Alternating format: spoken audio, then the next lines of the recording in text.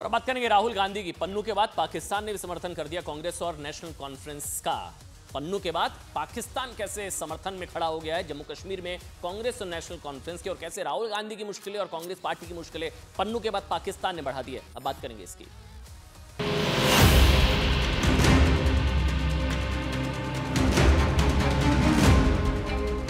बहुत चांस है कि ये जो पोजीशन है ये हुकूमत में आए, और जैसे कि उन्होंने प्रेस कॉन्फ्रेंस में कहा है, बल्कि ये एक इलेक्शन इशू बनाया हुआ उन्होंने कि स्टेटस जो है रिस्टोर होना चाहिए।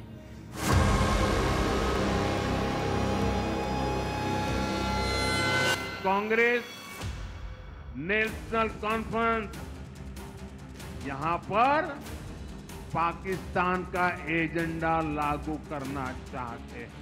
नेशनल कॉन्फ्रेंस की पोल खुद पाकिस्तान ने खोल दी है। ये दिखाता है कि किस प्रकार से सुर और ताल एक ही है, नेशनल कॉन्फ्रेंस कांग्रेस का और पाकिस्तान का। अब पाकिस्तान को हमारे से क्या लेना देना ना, हम तो पाकिस्तान का हिस्सा है ही नहीं। वो अपना मुल्क संभाले ना, हमें अपना संभालने दीजिए। जो पाकिस्तान चाहता है उसी का एजेंडा यहाँ पर लागू करना चाहते हैं। कांग्रेस और गांधी परिवार सत्ता हासिल करने के लिए किस हद तक गिर सकती है, आज ये पूरा देश देख। हर चुनाव में पाकिस्तान को राहुल गांधी प्रेम नजर आता है, राहुल गांधी जी को पाकिस्तान प्रेम नजर आता है। ये अपने आप में दिखता है कि देश में रहते हैं भारत में और गुणगान करते हैं पाकिस्तान का। हम जम्मू कश्मीर में पाकिस्तान के एजेंडा को लागू नहीं होने देंगे।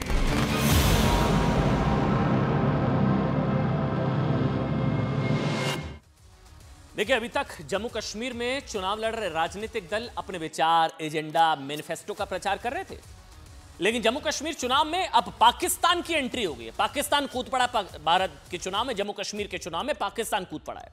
पाकिस्तान ने जम्मू कश्मीर चुनाव में कांग्रेस और नेशनल कॉन्फ्रेंस का समर्थन कर दिया है। पाकिस्तान कूद पड़ा चुनाव में और पाकिस्तान सपोर्ट में आ गया कांग्रेस और नेशनल कॉन्फ्रेंस के कश्मीर में। अब इससे तो मुश्किलें उन्हीं की बढ़ गई है। पाकिस्तान ने कहा है कि कुछ मुद्दों पर पाकिस्तान, कांग्रेस और एनसी एक पेज पर है। कुछ मुद्दों पर उन्होंने जिक्र किया, एक पेज पर है। सवाल 370 को लेकर भी है, जिस पर पाकिस्तान ने कांग्रेस एनसी गठबंधन की तारीफ कर डाली। इस समर्थन ने कांग्रेस की मुश्किलें बढ़ा दी हैं कि एजेंडा एक है क्या। सवाल पूछे जा रहे हैं कि कांग्रेस, नेशनल कॉन्फ्रेंस का एजेंडा और पाकिस्तान का प्रोपेगेंडा कश्मीर को लेकर, 370 को लेकर एक है क्या। जम्मू कश्मीर के चुनाव में पाकिस्तान ने अपना एजेंडा क्लियर करते हुए अनुच्छेद 370 पर बड़ा बयान दिया। पाकिस्तान के रक्षा मंत्री, सुनते रहिएगा साहब, पाकिस्तान के रक्षा मंत्री ख्वाजा आसिफ ने कहा कि अगर कांग्रेस और नेशनल कॉन्फ्रेंस सत्ता में आए तो जम्मू कश्मीर में अनुच्छेद 370 की वापसी हो सकती है। पाकिस्तान चाहता है कि कांग्रेस एनसी जीते, पाकिस्तान की इच्छा है ये। ख्वाजा आसिफ ने यह भी कहा कि अनुच्छेद 370 को लेकर मोदी सरकार ने कश्मीर को जख्म दिए हैं, वो अनुच्छेद 370 की वापसी से खत्म हो जाएंगे।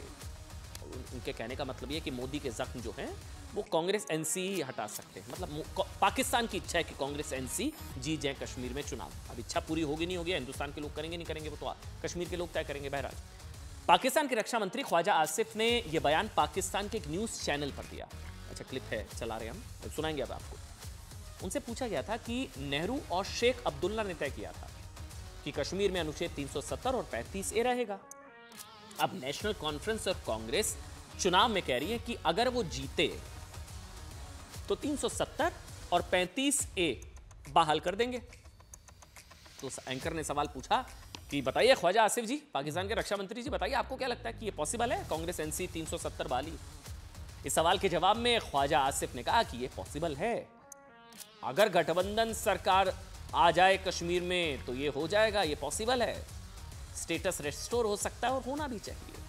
ख्वाजा आसिफ की इसी बयान के बाद पाकिस्तान का 370 वाला पुराना एजेंडा कांग्रेस के लिए फंदा बन गया कि पाकिस्तान चाहता है कि कश्मीर में कांग्रेस एनसी की सरकार बने और जो 370 को लेकर पाकिस्तान का सपना है वो कांग्रेस एनसी पूरा करे।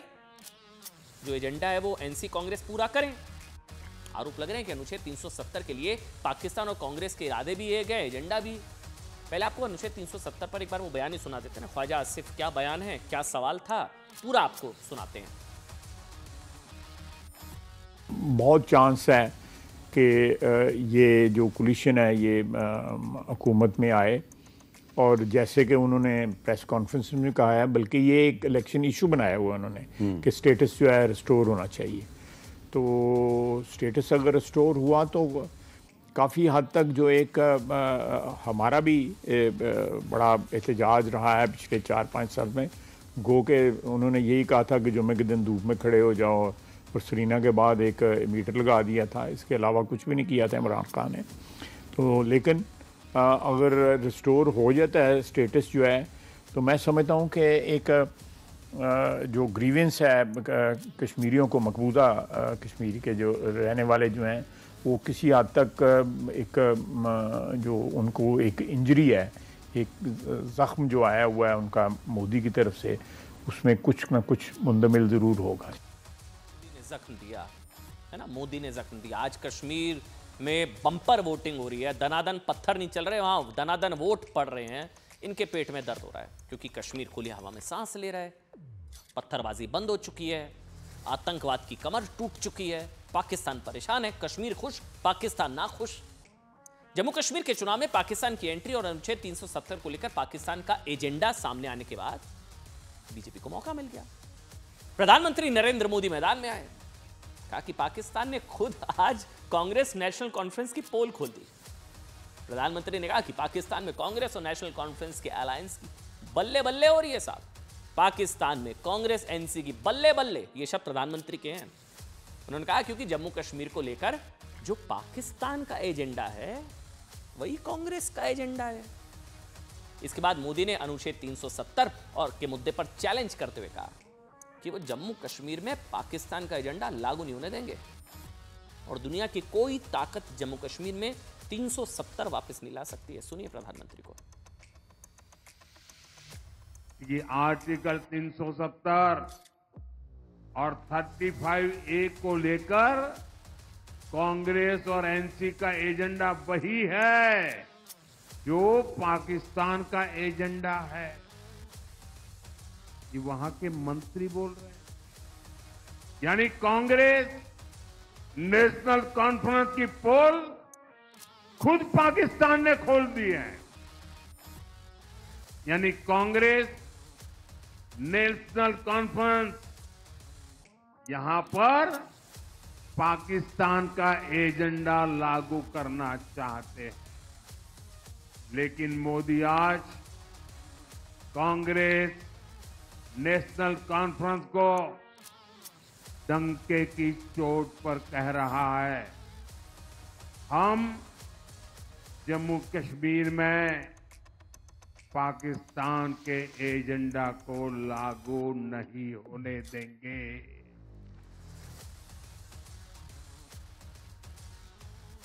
दुनिया की कोई ताकत जम्मू कश्मीर में आर्टिकल 370 की वापसी नहीं करा सकती। मतलब कहने का लब्बो लुबा भी है। प्रधानमंत्री कहने की कोशिश कर रहे हैं कि कांग्रेस जीतेगी तो पाकिस्तान, कांग्रेस एनसी जीतेंगे तो पाकिस्तान का एजेंडा लागू करेंगे कश्मीर के अंदर, और बीजेपी और मोदी सरकार कश्मीर में पाकिस्तान की नहीं चलने देंगे, कांग्रेस करेगी पाकिस्तान का एजेंडा लागू, ऐसा मोदी दावा कर रहे हैं। वैसे प्रधानमंत्री के अलावा गृह मंत्री अमित शाह ने कहा है कि पाकिस्तान ने अनुच्छेद 370 और 35A के मुद्दे पर कांग्रेस और नेशनल कॉन्फ्रेंस के समर्थन की बात कहकर गठबंधन को एक्सपोज कर दिया। प्रधानमंत्री ने कहा पाकिस्तान ने इन्हीं की पोल खोल दी कि मैनिफेस्टो जो तैयार हुआ, मैनिफेस्टो में जो बातें की गई हैं 370 की बाली, ये कहां से आई चीजें। इसके अलावा अमित शाह ने कहा कि पाकिस्तान ने एक बार साफ कर दिया है कि कांग्रेस और पाकिस्तान के इरादे एक हैं, एजेंडा भी एक है। दूसरी ओर पाकिस्तान के रक्षा मंत्री ख्वाजा आसिफ के 370 वाले बयान का कांग्रेस ने विरोध किया है। साहब ये भी बताना जरूरी, कांग्रेस ने अपने आप को अलग कर लिया, कांग्रेस ने विरोध कर दिया। कांग्रेस ने कहा है कि पाकिस्तान को भारत के आंतरिक मामलों में दखल देने का कोई अधिकार नहीं है। नेशनल कॉन्फ्रेंस के नेता और पूर्व मुख्यमंत्री उमर अब्दुल्ला ने क्या कहा कि पाकिस्तान का विरोध करते हुए कहा कि जम्मू कश्मीर से पाकिस्तान का कोई लेना देना नहीं है और पाकिस्तान का भारत के इलेक्शन पर टिप्पणी करना बिल्कुल उचित नहीं है। सुनाते हैं आपको। पहली बात, कश्मीर का जर्रा जर्रा हमारा है। पाकिस्तान इस पे ना ही बोले तो ये उनके लिए अच्छा होगा। अब पाकिस्तान को हमारे से क्या लेना देना ना, हम तो पाकिस्तान का हिस्सा है ही नहीं। वो अपना मुल्क संभाले ना, हमें अपना संभालने दीजिए। उनका ना हमारे इलेक्शनों में दखल देना या हमारी इलेक्शन पे टिप्पणी करना, मुझे नहीं लगता ये मुनासिब बात है। वो अपनी जमहूरियत को बचाएं, हम अपनी जमहूरियत में हिस्सा ले रहे हैं। लेकिन साहब सवाल तो ये ना कि सिर्फ पाकिस्तान का विरोध कर देने से कांग्रेस और नेशनल कॉन्फ्रेंस की मुश्किलें क्या खत्म हो जाएंगी? क्योंकि ये तो सच है साहब कि नेशनल कॉन्फ्रेंस ने 370 की बहाली का वादा किया है और कांग्रेस भी उसके साथ गठबंधन में है और पाकिस्तान भी 370 की बहाली चाहता है। पाकिस्तान चाहता है कि कांग्रेस एनसी जीते जिससे उसका एजेंडा पूरा हो। ये तो फैक्ट्स है। आज पाकिस्तान ने जिस तरह अनुच्छेद 370 पर कांग्रेस और नेशनल कॉन्फ्रेंस का समर्थन किया, उससे कांग्रेस चाहती तो बच सकती थी। कैसे, मैं आपको बताता हूं। सवाल कम उठते। वो कह सकती थी ना कि 370 की बहाली के पक्ष में बिल्कुल भी नहीं है वो कांग्रेस। मैं उमर अब्दुल्ला नेशनल कॉन्फ्रेंस की बात नहीं कर रहा हूं, उनका तो एजेंडा है 370 की बहाली। कांग्रेस ने अब तक लाइन क्लियर नहीं करी, तो कांग्रेस कह देती कि 370 की बहाली का एजेंडा हमारे एजेंडे में है ही नहीं, 370 की बहाली के पक्ष में कांग्रेस है ही नहीं, कह देती कांग्रेस। यकीन मानिए पाकिस्तान के मुंह पर कांग्रेस के हाथ का ऐसा तमाचा होता ना जिसकी गूंज काफी दूर तक सुनाई देती। लेकिन कांग्रेस की 370 पर चुप्पी लोगों को सवाल उठाने का मौका दे रही है। इससे पहले भी कई ऐसे मौके आए हैं साहब जब कांग्रेस के बयानों ने पाकिस्तान को ये तो मौका दिया या कई बार कुछ मुद्दों पर राय एक सी नजर आई। मैं उदाहरण देता हूं आपको कुछ। कांग्रेस ने जम्मू कश्मीर से 370 हटाने को संवैधानिक इतिहास का काला दिन बताया। 370 काला दिन हटा दिया। पाकिस्तान के विदेश मंत्री शाह महमूद कुरैशी उस वक्त उन्होंने भी कहा कि 370 को हटाना भारत का अवैध और एकतरफा कदम, दोनों की एक जैसी बात। अनुच्छेद 370 की समाप्ति के वक्त राहुल गांधी ने क्या कहा था कि कश्मीर में हिंसा हो रही है, लोग मर रहे हैं। पाकिस्तान ने राहुल गांधी के इस बयान को यूएन में उठाया, कहा कि कश्मीर में मानवाधिकार हनन हो रहा है। ये बात खुद भारत के नेता स्वीकार कर रहे हैं।